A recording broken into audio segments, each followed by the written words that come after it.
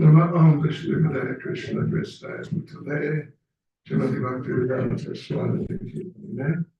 Namaste Saraswati Devi Gauravani Chane Nirvishesh Srimati Vastu Devi Vanchkaptarubhyas Chakri Prasindubhya Evacha Paridhanam Bhavanebhyo Vaishnavebhyo Namo Namaha Sri Krishna Chaitanya Prabhu Nityananda Sri Advaita Gadadhar Shivasti Gaura Bhakta Vrinda Hare Krishna Krishna Krishna Hare Hare Hare Rama Rama Rama Hare Hare. All right, devotees, how nice to be here with you all. And, well, a lecture, not exactly a lecture, but I will tell you a few experiences I had with Srila Prabhupada. Yeah. You know, in 1972, April, I was a student in university in Auckland, New Zealand. I was studying philosophy, and one day, maybe sort of, I don't know even, but 9 or 10 o'clock, I was walking through the grounds of the university when I heard a sound like little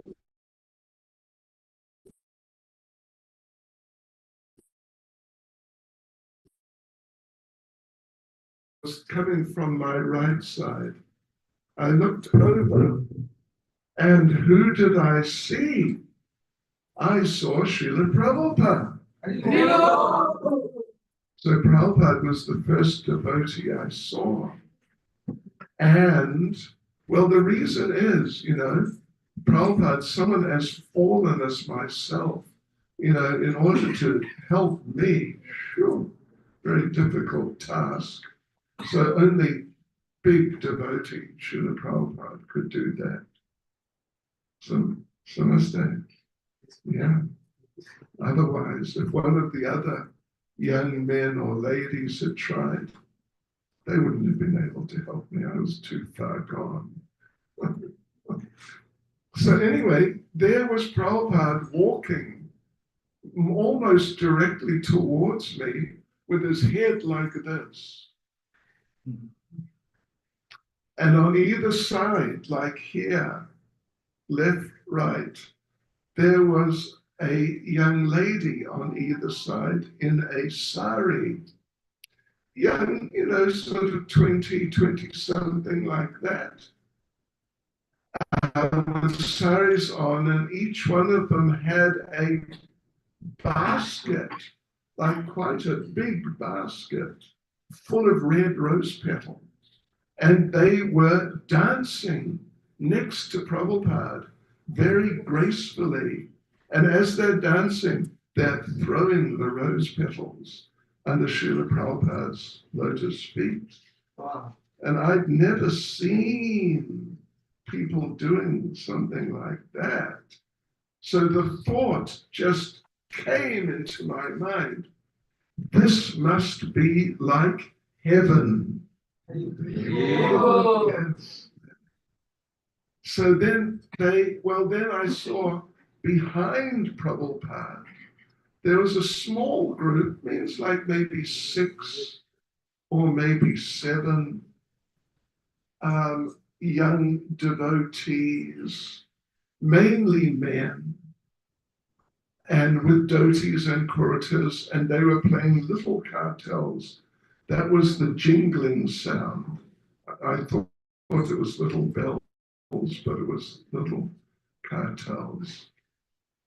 And they had shaved heads.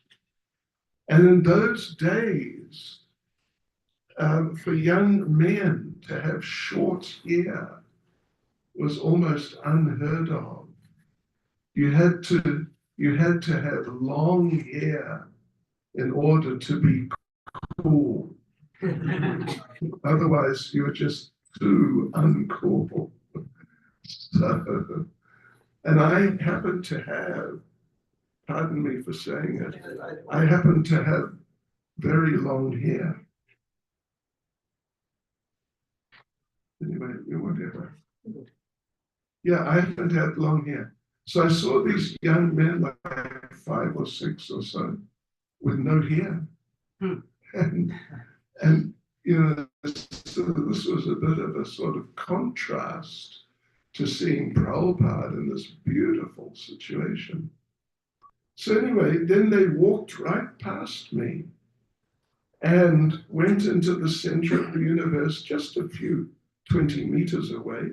And there was a little stage. There was a little stage in the middle. And they all sat down on this little stage. And Srila Prabhupada started to sing, chanting Hare Krishna. And so I had heard, this is 1972, I had heard of Hare Krishna because George Harrison of the Beatles, he was very into Krishna consciousness, into Hare Krishna, and everybody knew of George Harrison. So Prabhupada started singing Hare Krishna, and I understood, oh, this is Hare Krishna. Interesting. Okay.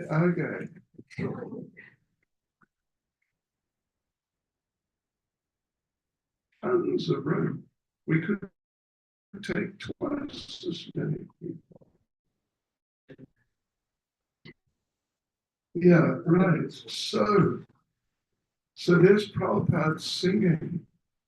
And you know, I didn't know. I mean, I'd heard Hare Krishna, but I didn't know anything about it. So I heard Prabhupada sing Hare Krishna, and you know what I thought? I thought, oh, maybe he's Krishna. I say, I was 21 at the time. You know, the times have changed a bit. Yes, so it was a really wonderful experience. Prabhupada did give a lecture, and if you have Prabhupada's books on computer, it is there, you can read it. Really nice lecture for the students. It was just really wonderful. So, right, that was the first time I saw Srila Prabhupada. Then the second time I saw Srila Prabhupada, I had already moved into the temple in London. In London. Aap mere Hindi samajhte hain. Okay. Right. So, right. In the meantime, I had gone to England, met the devotees, and, well, anyway, yeah. So if we just talk about Prabhupada, well, I can just mention because it's interesting. The first day I went to a Hare Krishna temple as a visitor was in London at the end of 1972, December sometime. And so I spent some hours there, like 6 or 7 hours. And there I was speaking to different of the devotees and our preaching. One of the devotees came up to me and said, could you do something to help? Yeah, we need some help. And I thought, oh, I guess so. I was sort of an easygoing young fellow. So I thought, you know, I'm a guest, aren't I? You should treat me like a guest. But I thought, oh, okay, all right. So they said, this devotee said, well, you know what? Up in the men's living quarters, we need someone to clean the toilets. Seriously. And I thought, what? What are you talking about? I'm a guest. First day visiting the temple. You want me to clean the toilet? What sort of organization is this? But I was an easygoing fellow. So I said, yeah, okay, all right then. So I went upstairs to the men's ashram and I started cleaning the toilet. And a very extraordinary thing happened. After 2 minutes, I'm cleaning. I suddenly noticed I feel very good. I feel really happy. And I was not working at the time. In fact, in my mind, I considered myself to be retired at the age of 21. Seriously. I just thought, I'm not going to work again. It was just a waste of time, this working. So, but now I'm cleaning the toilets and I'm feeling really good. I mean, just like really enlivened.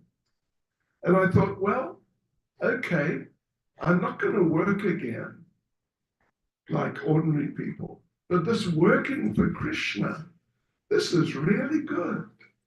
This is really nice. So yeah, that was sort of, well, the end of that, my first day visit, was I was introduced to the temple president.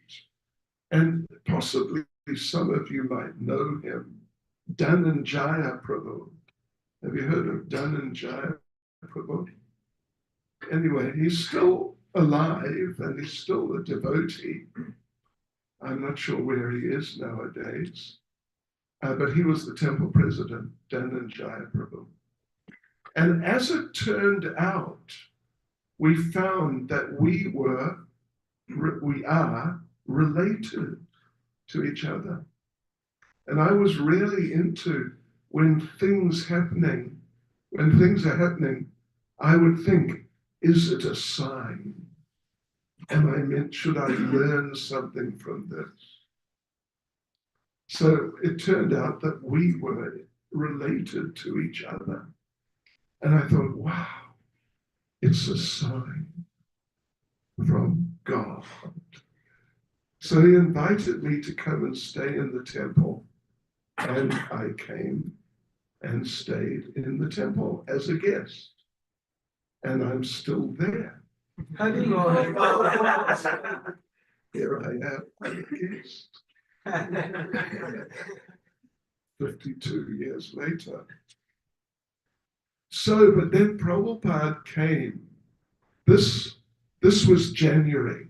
I moved into the temple 7th of January, 1973. And Srila Prabhupada came, I think it was probably around May 1973, because George Harrison, a very famous person, he had donated Bhaktivedanta Manna to ISKCON. So Srila Prabhupada came. And when he came, he landed at the airport, but then they brought him in a helicopter to Bhaktivedanta Manna. And the helicopter came in and landed. There's a lawn area. Helicopter came. Prabhupada got out of the helicopter. Then the older devotees, they were at the front. And Prabhupada's now walking along. Oops, what happened?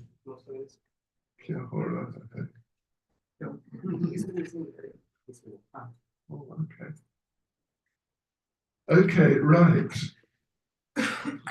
So So, yeah. So there were two lines of devotees. Prabhupada walked in between the two lines and came around Bhaktivedanta Manor, in through the back and down the corridor. I don't know if any of you have been to Bhaktivedanta Manor, you must have been there, yeah. So anyway, down the corridor, then you turn and you can go into the temple room or up the stairs. So as Prabhupada was walking, the devotees were bowing down. So it's like do you know what I mean by a domino effect? You know, bowing down, bowing down, bowing down. So then Prabhupada, and I was one of the new boys, so I'm like at the end of the line or near the end, inside the building, yeah, by the bottom of the stairs. And Prabhupada's going to go upstairs to his quarters. So Prabhupada stopped, not exactly in front of me, but in front of the devotee before me, right in front. And we're down. We're offering obeisances. So we didn't know, what should we do? Should we stay down or should we get up and just, carry on with life? So we decided to stay down. So we're down. And because Prabhupada stopped and he's speaking to Brahmananda. Some of you might know of him. Anyway, he was very senior devotee, Brahmananda, sannyasi. So the devotee next to me, Prabhupada's like directly in front of him and a little further away from me.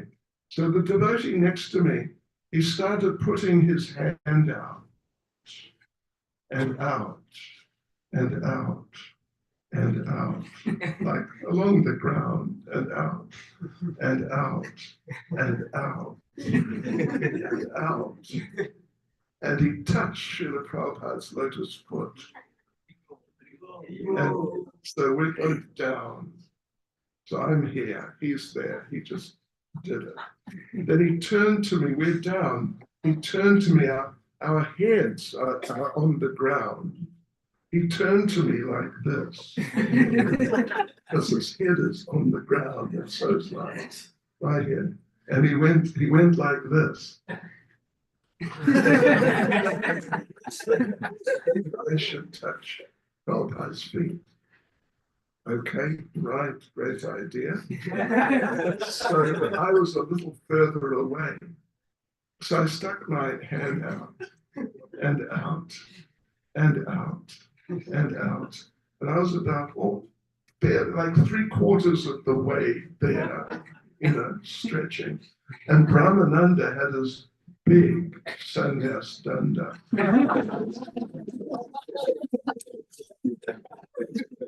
It was that thick. It was really big. And my hand is just slowly going up. And with his danda, he went, bang, bang on my hand. I pulled my hand. The devotee next to me, same devotee next to me, is down.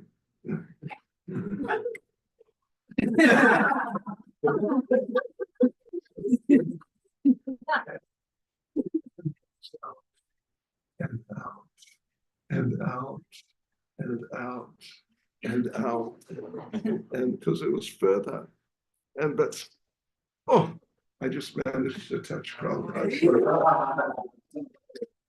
And I think that's why I'm still here, by Prabhupada's mercy. Yeah, really. And another thing, there's a number of things, and there's many things actually, but I can tell you of what happened when I got second initiation. It was 1974. Like in the middle of 1974, or maybe later part, but it was in 74. So the yajna took place on one day, and then the next morning early, like 5 in the morning, those devotees who received second initiation, we had to go immediately after Mangal Arati to get the Gayatri mantras from Srila Prabhupada. So I was the first one, and it was early. It was 5 o'clock, straight after Mangal Arati. And it was the first time I had been alone with Srila Prabhupada. And Srila Prabhupada, you know what it's like when you're with Bhakti Prema Maharaj? You know what it's like? You know, you really feel like, I got to do things right.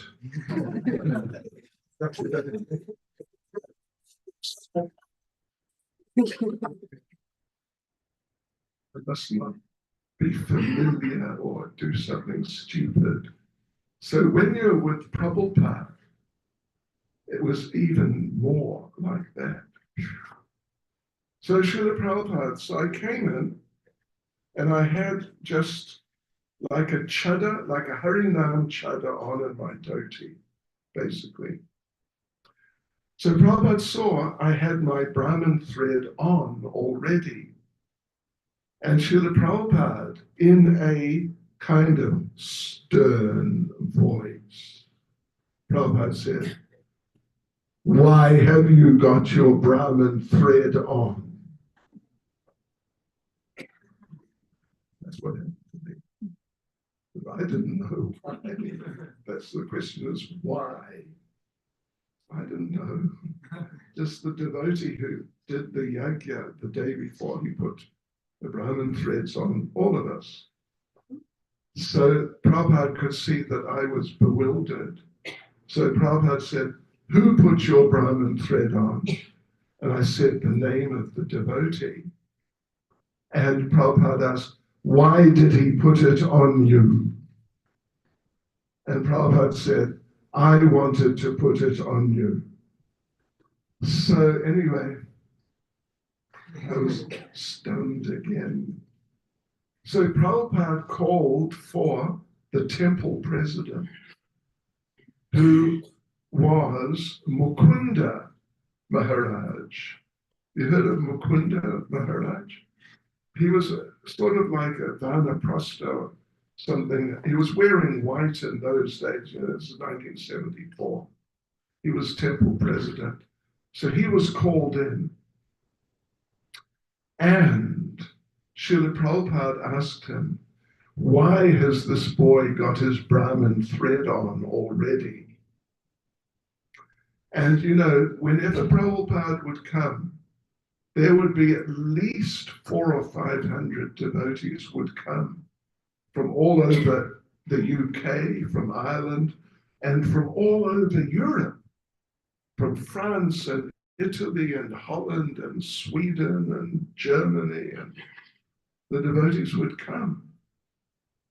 So, and Mukunda Prabhu at the time, he was the temple president, and you know, he was so busy.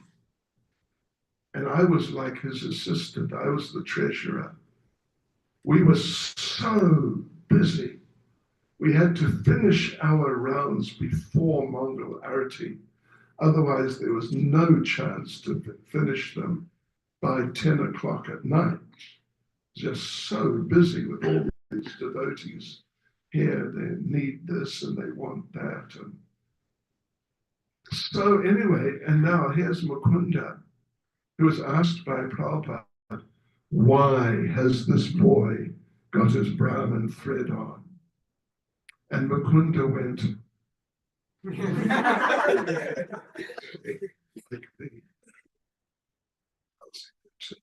"Why I have the Brahmin thread on?" So he didn't say anything, he was just stunned. And Prabhupada said to him, "You should know. You are the temple president. You are meant to know what is happening in the temple. And Mukunda was just... So then Prabhupada told him to go. So he went, and then Prabhupada turned back to me. So, okay, anyway, on we go with the program. So now he has to give me the Gayatri mantras. And I didn't know what the Gayatri mantras were at all. Even the first one, Om Bhurvubha, etc. I didn't know that. And so Prabhupada gave me little piece of paper, like little piece of paper with the mantras on in small print. And Prabhupada had a similar piece of paper, and he recited the mantras to me, which I'd never heard before. Then he said to me, now you say them. And this is Sanskrit, and I was not familiar with Sanskrit very much at all. So I had to recite the mantras to Prabhupada. And my first thought was, what's going to happen if I make a mistake? Oh no. But somehow I managed to do it without making a mistake. Then Prabhupada showed me how to count the mantras. Those of you who are second initiated, you would know what that means. You got to count. You got to chant each mantra 10 times, and you have to count. There's a specific way. From this finger, like we say, the ring finger, in the middle, 1, 2, 3, 4, 5, then across the top, 6, 7, 8, 9, 10. But Prabhupada didn't show me like that. Prabhupada showed me 1, 2, 3, 4, 5, 6, 7, 8, 9, 10. Now you do it.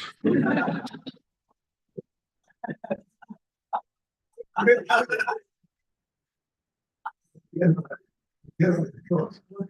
Am I going to be able to do it if I make a mistake?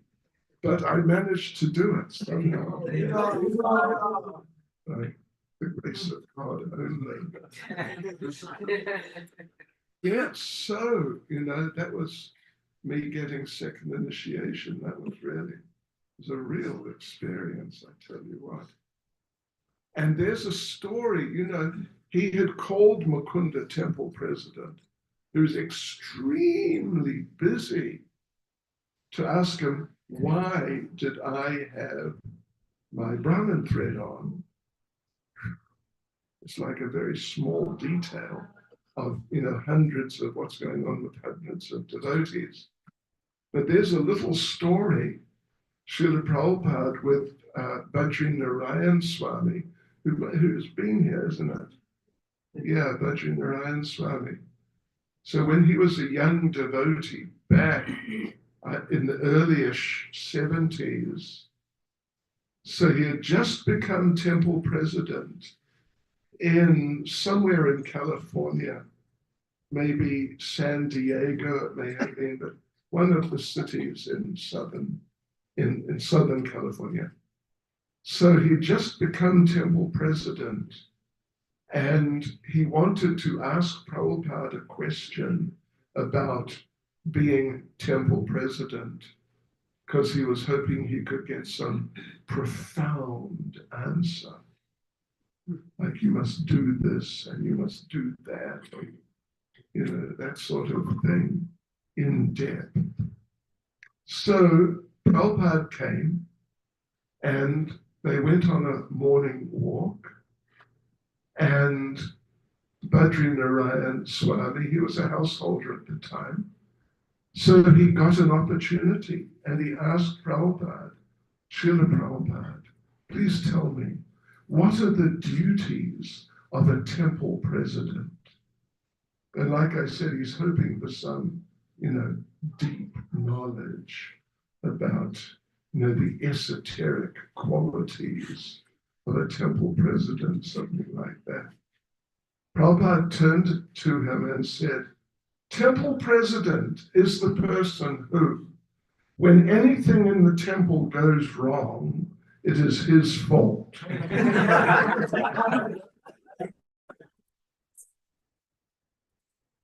Turned around and walked on.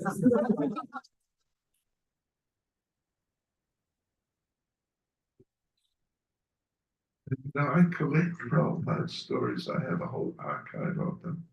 I could keep you here for hours. But one more? More? Yeah.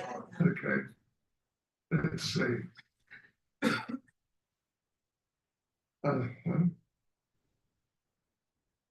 Well, here's one which, it's about Prabhupada in London, although I had not joined yet. It was 1972 when Prabhupada was in London. Prabhupada was going to, he did a series of lectures in a place called Conway Hall. And one of those lectures is, I think it is the introduction to Sri Ishopanishad. So, important series of classes over a few nights, something like that. So that Conway Hall was, our temple was very much in central London, not far from Buckingham Palace, the royal family's main residence. So he had to be driven to this hall, which was just past Buckingham Palace. So they're driving, and they go down sort of, through central London, and then they drove down the big road, which is the driveway of Buckingham Palace. They drove down, and you come to the front of Buckingham Palace, you turn left, and you continue on. So anyway, they're going down like this big, really big driveway. And one devotee who was in the car said, Srila Prabhupada, you know what happened? One of the guards at Buckingham Palace, means one of the men who wears the big black hats, it's called a busby. One of the guards has become a devotee, Srila Prabhupada. It's very important. He's a very important man. He's one of the guards of Buckingham Palace. He's a devotee. And Srila Prabhupada turned to him and said, yes, and what about the Queen?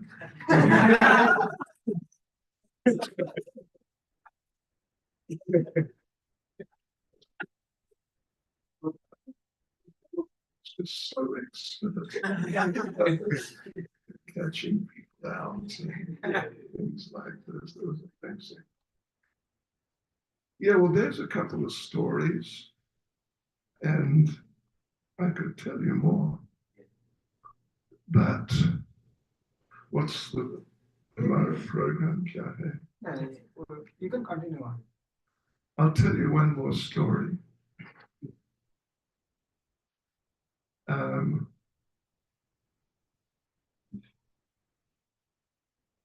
Okay, maybe, do you know a devotee?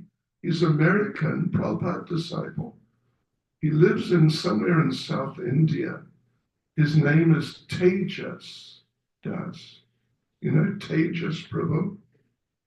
Yeah, he's been living here for years. So Tejas, during Prabhupada's time, was temple president in New Delhi. And New Delhi temple was a flat. You know this apartment here where we're staying just next door? That flat was about half the size at most of this little apartment here, or less than half the size. It was really small. So Tejas Prabhu was the president. And one day Srila Prabhupada asked Tejas Prabhu, he said, well, what had happened was Prabhupada's cook had become sick. So Prabhupada asked Tejas Prabhu, can you cook upma? You know upma? Can you cook upma? And Tejas Prabhu said, somewhat, Srila Prabhupada. And Prabhupada said, well, my cook is unwell. I want you to cook upma for me. And if you don't really know how, there is a very high-class restaurant down and around the corner, a few hundred meters away.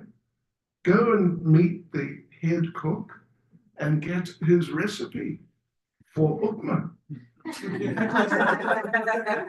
So this was some super duper Indian vegetarian, piyaj nahi, and what do you say, lasun nahi, vegetarian shud shakahari restaurant. And you've heard of 5-star, right? This was about 7-star. It was real high level. So Tejas Prabhu went there, met with the head cook, who gave him like the world's top, in the 3 world's top recipe for upma. So Tejas prepared upma according to the recipe. And when he finished it, the upma, it was like, sometimes these preparations, if you use a lot of ghee or oil, then when you finish it, on the top, there's like, this much oil or ghee or whatever on the top over the actual preparation. So that's what this was like. So Tejas served a plate of just upma, only upma, to Srila Prabhupada. And he cooked quite a bit because he thought he himself would also be having some. He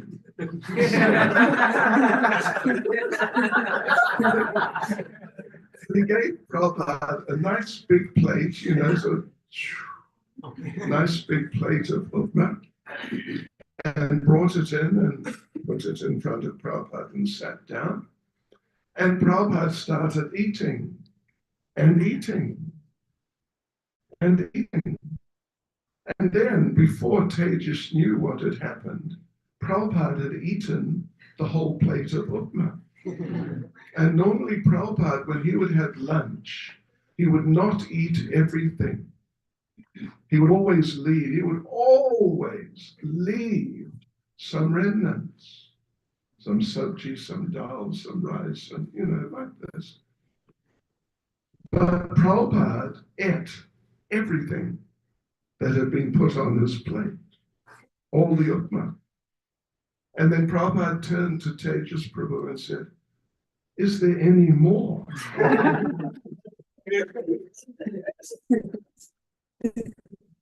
Yes, Srila Prabhupada, can I have some more? Yes, of course, Prabhupada.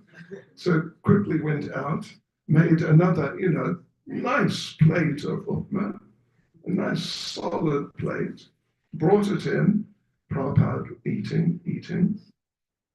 And before Tejas knew, Prabhupada had eaten everything. Second plate, the whole lot, finished, which is just unheard of. And then Prabhupada turned to Tejas Prabhu and said, well, is there any more? And Tejas Prabhu said, yes, Srila Prabhupada.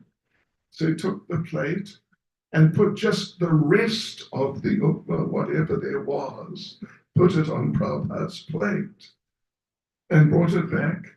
And you know what happened? Prabhupada ate it all. They just explained this whole story to us personally. So the next morning, Prabhupada did not get up early, but he did get up in time for his morning walk. So there he is, he's ready. And there's a few sannyasis and senior devotees, and Tejas Prabhu also, who are going to walk with Prabhupada, morning walk. But today, Prabhupada is walking slowly. Normally, he would walk very fast. You really had to move to keep up with him. But this time, he's walking slowly. So he walked and walked and walked some few hundred meters. Then he stopped and he turned to the group of devotees, like 7 or 8 or 9 devotees, including Tejas. Prabhupada stopped and he looked at all the devotees very seriously. And he said, "This boy who cooked the upma for me for lunch yesterday, he tried to poison me." And Tejas was like, and all the devotees looked at Prabhupada like that, and he looked at Tejas like, what? What is this?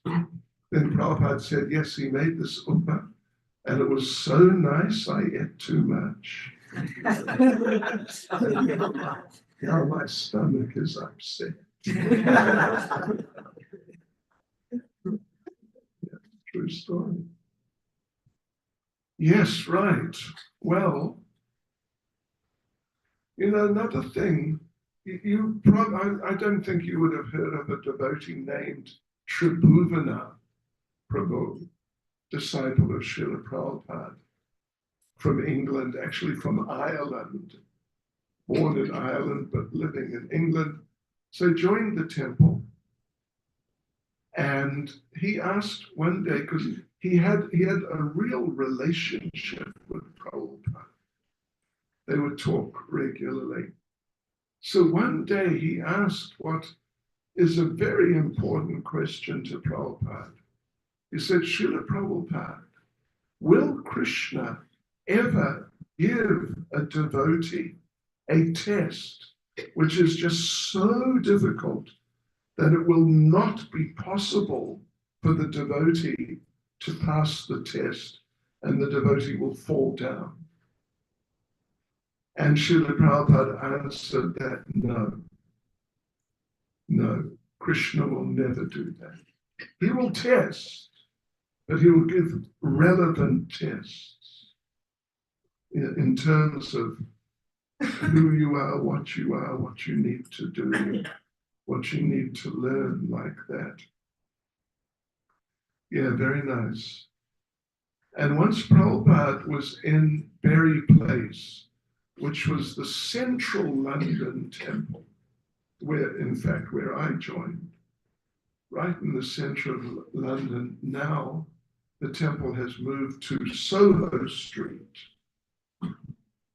But at that time it was in this road called Berry Place. So, yeah, so Prabhupada, we didn't have Bhaktivedanta Manor. It was just this place, central London, small place. And Prabhupada, he was giving class, and his Vyasasan was like, well, if imagine he's sitting on the other side, the altar is here. This is the altar here. And the curtains for the altar like along this wall, so to speak. So, and Prabhupada was sitting on that side with his right arm to the deities. So Prabhupada had given class, and then Prabhupada stopped. And Prabhupada said that I have given you all Krishna. I've given you all Krishna. Here he is. Please, please just come and get him. Yeah, so like that, Prabhupada, that's what he was doing and what he is still doing. Yeah. And Prabhupada, when he was staying there in Berry Place, he would stay upstairs, just the next floor up from ground. It was like a 5-story building. And Prabhupada would often, after he had given class, he would sit there and listen to the recording of the class that he had just given. So one time, one devotee asked Prabhupada, Srila Prabhupada, why do you listen to recordings of your own class? Sure, what a question. And Prabhupada responded, because they are not my classes. Yes, it is coming from Krishna. So therefore, I so much enjoy listening to them because it's all coming from Krishna. And I think maybe last thing, let me tell you one funny little story about the devotee who I just mentioned, Tribhuvanath Prabhu. He was extremely nice devotee. Unfortunately, he passed away several years ago, 10 years ago maybe. So, yeah, Tribhuvanath. He joined the temple. He was 16 or 17. He moved into the temple and became a brahmachari. He had been there for 6 months when the temple president told him all the devotees, all the temple resident devotees, we're all going to India for the Gaur Purnima festival. You will have to stay. And Tribhuvanath Prabhu, maybe let's say 17, ripe old age, 17 years old. Tribhuvanath Prabhu said, well, who will be in charge? Who will be the president? And the president said, you will. So he was there on his own, one person, 17 years old, doing everything. And one day, who should phone up but the BBC television? And they said, can we come? We want to interview on television the president.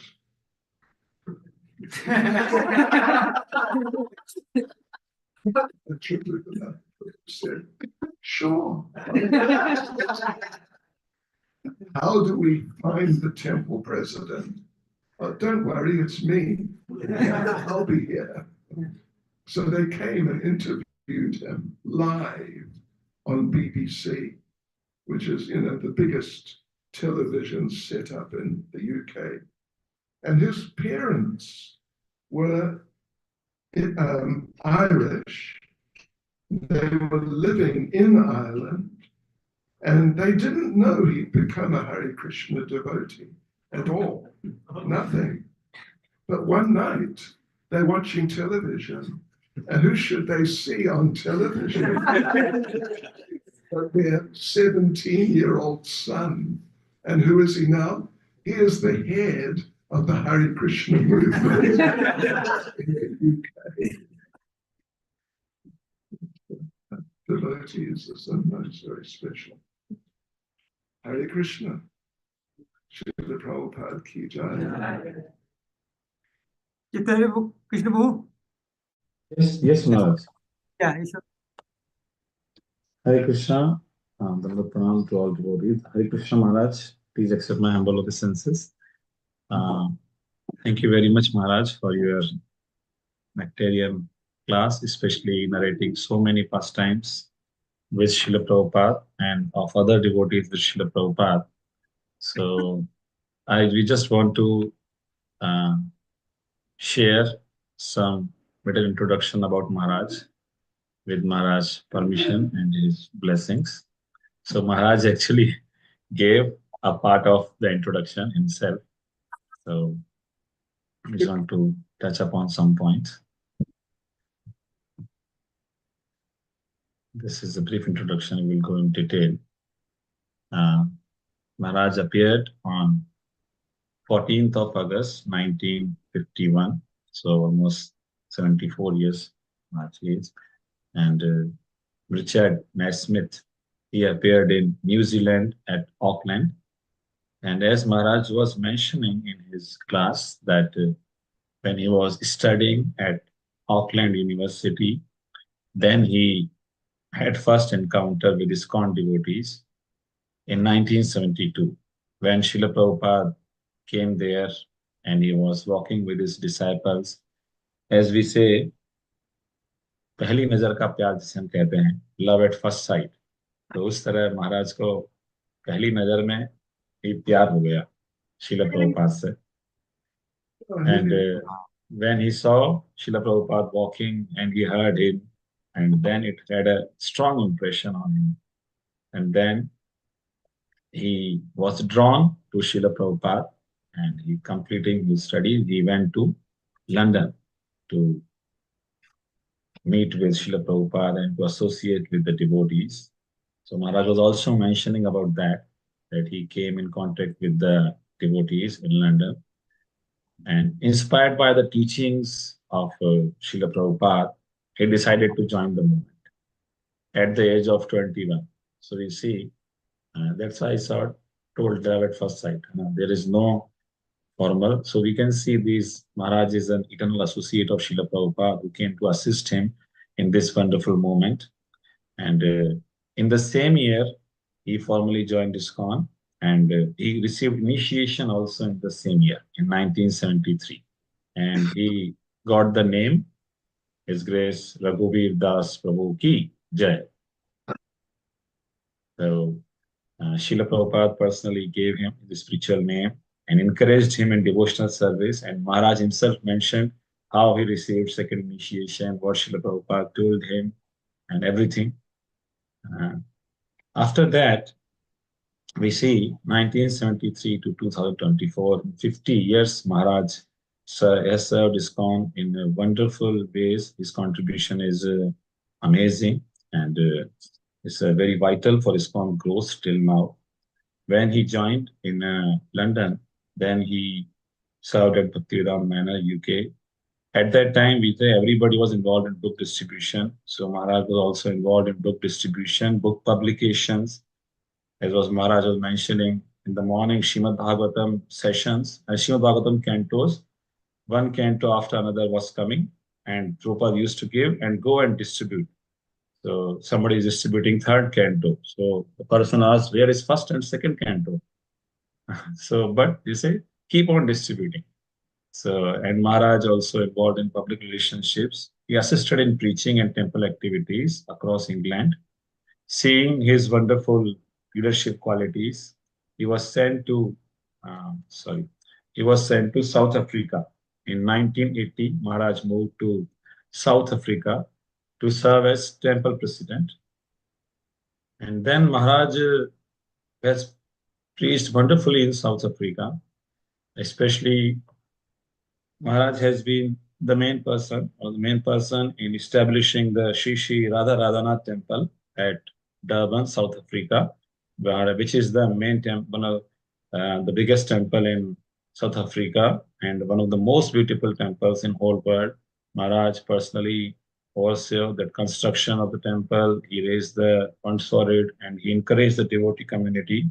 So this is Maharaj's contribution among many other contributions. And it was opened in 1985 by Nelson Mandela. We know Nelson Mandela is a very powerful personality. So Maharaj invited him and he inaugurated the temple. So Maharaj has helped wonderfully to spread Krishna consciousness in Africa through book distribution and festivals. Especially, I was hearing from one devotee, Maharaj is known as the father, as a guardian among all the South African devotees, because we see that there are many disciples who the spiritual master have left the planet. So Maharaj takes care of all the disciples as his own children, and guides them in their Krishna consciousness. Moving further,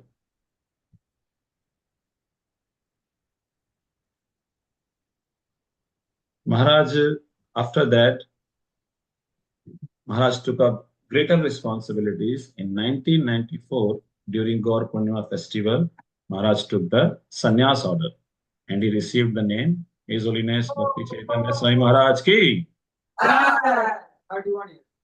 So, one similarity, His Holiness Bhakti Charu Swami Maharaj, one devotee was mentioning BCS and BCS, both are BCS.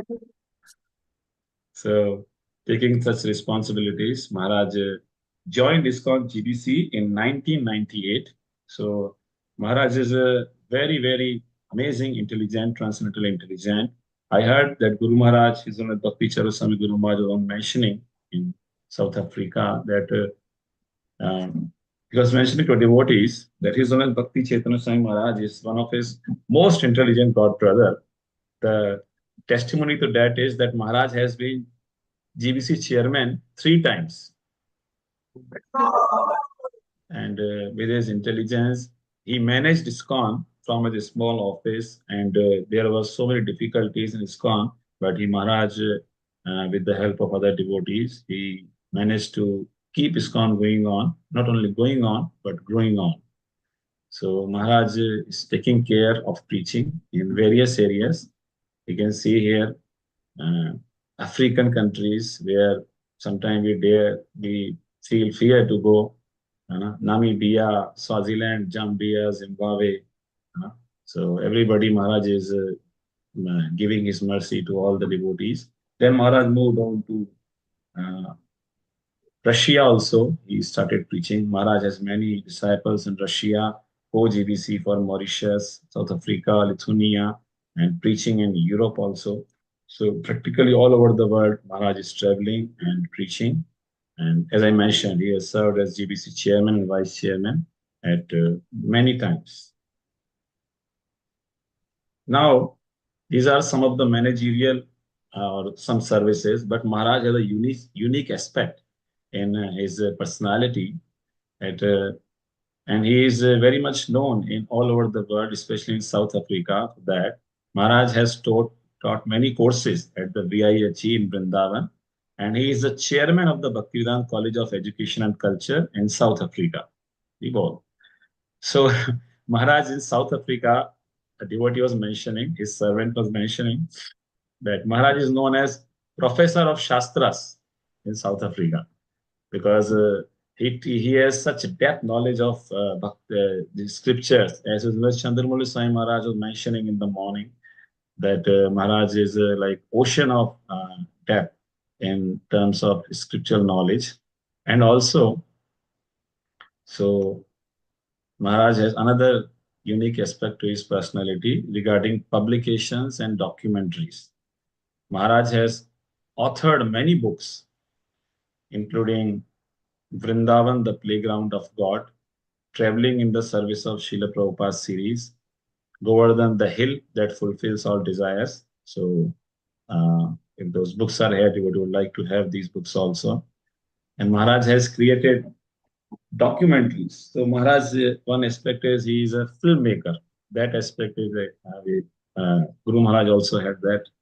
Made Avachar, and so Maharaj has made many documentaries. Maharaj has very, very special cameras. He likes to have good photos. Especially, he has made documentaries on Dham, and there is a Facebook channel where he uploads all the wonderful, attractive photos. Because we see नेता लोग वोटों के पीछे हैं और युवा पीढ़ी photo के पीछे है, तो इसलिए महाराज फोटोज अपलोड करते हैं, so that by those photos devotees give some attracted to the Krishna ultimately. So Maharaj has created documentaries on holy places in India and Vaishnava festivals. Passionate about filming and photography, capturing spiritual sites. That's why I heard Maharaj is also known as spiritual social media influencer. Yeah. Because when Maharaj is chanting in the morning japa session, then there are 5 cameras he is facing. One is Hindi Facebook, English Facebook, Bengali, Zolo. Zolo is the language of South Africa. Similarly, YouTube is also open, TikTok. तो Instagram के द्वारा लोगों के कष्टों पे विराम लगाते हैं और real life Maharaj takes them from real life to real life of Krishna consciousness, and he gives them spiritual program through Instagram, and through selfie he takes them to self-realization. So this is Maharaj. That's why he's known as social media, spiritual social media influencer. So this was told by his personal servant. Uh, so and this way Maharaj is trying wonderful example of Yukta Vairagya, using modern technology to connect everyone in Krishna consciousness. And Maharaj is a wonderful, continually traveling globally to preach Krishna consciousness, inspiring devotees. Maharaj is very famous for his nectarian Krishna Katha, his wonderful stories about Srila Prabhupada and Krishna, all the pastime, which we are going to hear in the upcoming days. Currently based in Durban, in Africa, but Maharaj keeps on traveling for spiritual outreach. And Maharaj has many wonderful Vaishnava qualities, like Maharaj just always engaged in service of Krishna. Maharaj came very late yesterday. He was awake whole night at airport, but then again he came here, attended the morning. He gave us address, and then again gave 2 hours Bhakti Yoga class. Then again he is giving the other class. So in this way, you can see Maharaj's merciful nature. That's why, as I mentioned, Maharaj is known as a guardian of all the devotees. So Maharaj has especially been very merciful on Ujjain devotees, but Maharaj has not visited since last 8 years, and before that he visited in 2006. So what should I say? We request Maharaj that please bless us more with this association. And there is a lot to say about such great personalities, such great, stalwart devotee of Srila Prabhupada. As we say, a tree is known by its fruit. So by seeing the glorious disciples like His Holiness Bhakti Chaitanya Swami Maharaj, we can understand the Srila Prabhupada's glories. So we are, from the core of our heart, we are very grateful to Maharaj and welcome him by and express our gratitude by chanting Hare Krishna Mahamantra. Hare Krishna, Krishna Krishna, Hare Hare, Hare Ram, Ram Ram. महाराज महाराज आप कुछ बोलेंगे? Thank you. Yeah. You want to say? You want to? Gulshan, time is over. You raise your hand. Okay. You raise your hand. One question. Hare Krishna Maharaj. Unmute. Hare Krishna Maharaj ji. Dandavat Pranam. Thank you very much Maharaj ji for sharing such a beautiful pastime of Srila Prabhupada. Maharaj ji, you mentioned that when you visited the temple for the first time, you immediately engaged in the service of cleaning the toilet and you enjoyed. But Maharaj ji, even after spending so much time in devotional life, I have not been able to develop such an attitude towards service. Whatever service I receive, I think I am forced to do. So Maharaj ji, my question is that how can I develop the right attitude towards service?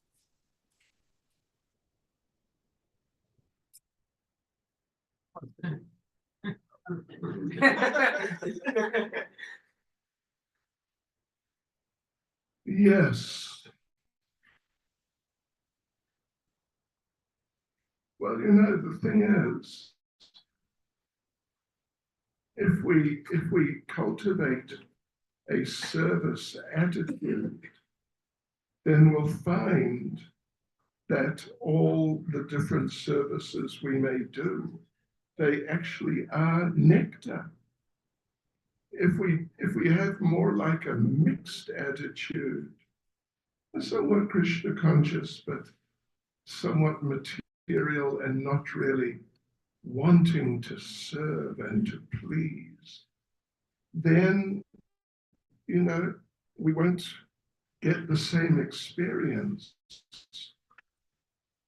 Rather, sometimes it will be difficult, and we may feel that, oh, I don't want to do this. So we have to cultivate the mood of service. And there is a very important part of that is our chanting of japa. Yes, I say, there are 3 rules when it comes to chanting. The first rule is you must chant attentively. Second rule is you must chant attentively. And the third rule is whatever it takes to do it, you must do it, but you must chant attentively. And anything else is sort of just like detail. Yeah, so when we chant japa, if we really try to chant attentively, then our japa will be a wonderful experience. If we don't chant so nicely, then our japa may be difficult and we may not really enjoy it, you could say, or appreciate it. So this is very important. And therefore, in order to do that, we should attend japa workshops from time to time, at least every year, maybe twice a year, but at least every year, we should attend a japa workshop in which we really apply ourselves to trying to chant better. Yes. And, in order to cultivate a mood, a service attitude, we have to appreciate Srila Prabhupada. And we have to appreciate, if you're not a disciple directly of Prabhupada, we have to appreciate our spiritual master, particularly, and other devotees, of course, but particularly the spiritual master. Really consider what the spiritual master is doing for us, the benefit we're getting from having a spiritual master. And pray to Krishna, please help me to appreciate my spiritual master, and please help me to appreciate how my spiritual master is helping me. And if we do like that, if we pray to Krishna, then Krishna, in that way, Krishna will give us insight into how our relationship with the spiritual master is there, and how it is benefiting us, and how we can cultivate it and develop it further. Yes. So this is very important. I mean, this is vital. It's not just very important. It's vital. It's of extreme importance. So like this, if we do these things and seriously every day, then Krishna will give us mercy and we'll get insight, we'll get inspiration. And when we do service on that basis, then we'll find that service is just so nice, so wonderful. Even if we do something, like cleaning the toilets, that cleaning the toilets is just ecstatic toilet. No, seriously, it's like that. Yeah, okay. Anyway, I think that's some food for thought. Hare Krishna. Hare Krishna, Maharaj. Thank you very much, Maharaj.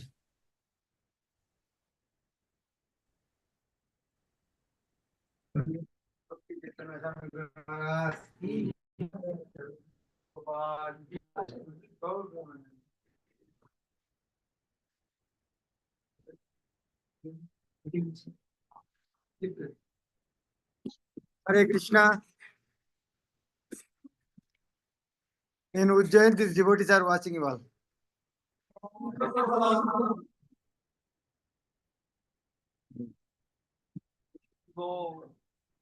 Hare Krishna.